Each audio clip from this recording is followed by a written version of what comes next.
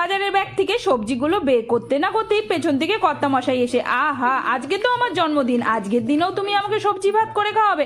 আরে আরে দাঁড়াও না, এই সবজি আর ভাত দিয়েই দারুণ জিনিস তৈরি হবে, তাই নাকি? চলো দেখা যাক। যার জন্য জল গরম করে তাতে গরম মশলা আর এই ভেজানো চালটা দিয়ে বেশ খানিকক্ষণ নেড়ে চেড়ে একটু নুন দিয়ে রেখে দেবো। যতক্ষণ ফুটবে ততক্ষণে একটা বাটিতে এই কাটা সবজিগুলো নিয়ে তাতে হলুদ গুঁড়ো, লঙ্কা গুঁড়ো, বিরিয়ানি মশলা, তার সাথে আদা রসুন বাটা, কাশ্মীরি লঙ্কা গুঁড়ো আর টক দই দিয়ে ভালো করে মিশিয়ে নেব। মিশিয়ে এটাকে খানিকক্ষণ রেখে দেবো। আর ততক্ষণে ভাতটা কিন্তু ঝরঝরে করে ভালো করে ঝরিয়ে নেব।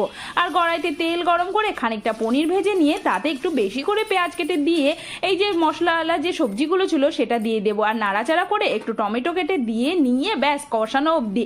যতক্ষণ কষাবে দেখবে কি দারুণ সুন্দর গন্ধ বেরোবে। আর তারপরে কি ওপর দিয়ে ধনেপাতা দিয়ে নামিয়ে নিতে হবে। এবার বড় একটা পাত্র নিয়ে তাতে এতে সবজি, চাল তার ভালো করে লেয়ারিং করে ওপর দিয়ে দিতে হবে একটু কেশরালা জল আর তার সাথে একটুখানি ধনেপাতা, লেবুর রস আর আতর। ব্যাস এগুলো দিয়ে ওপর দিয়ে নাড়াচাড়া করে মানে ওপর দিয়ে একটু বিরিয়ানি মশলা তার সাথে ঘি দিয়ে এই যে পনিরগুলো দেখছো এগুলোকে দিতে ভুলো না, কিন্তু আমি তো ভুলেই যাচ্ছিলাম। ওহো, এরপরে ব্যাস 10 মিনিট দম দিলেই তৈরি হয়ে যাবে এত সুন্দর বিরিয়ানি, যেটা কিন্তু